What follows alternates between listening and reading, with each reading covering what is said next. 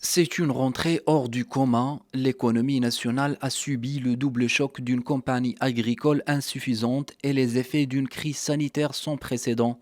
Résultat, une situation alarmante avec une croissance attendue en baisse de 5% en 2020, un taux de chômage qui s'est déjà accru de 4,2 points à 12,3% et qui pourrait encore grimper durant les mois qui viennent.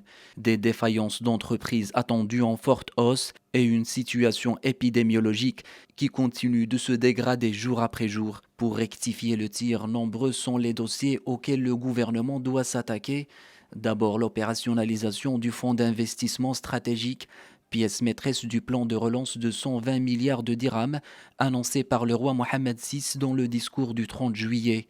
Ce fonds interviendra directement dans le financement des projets d'investissement dans les grandes infrastructures en faisant appel aux partenariats publics-privés.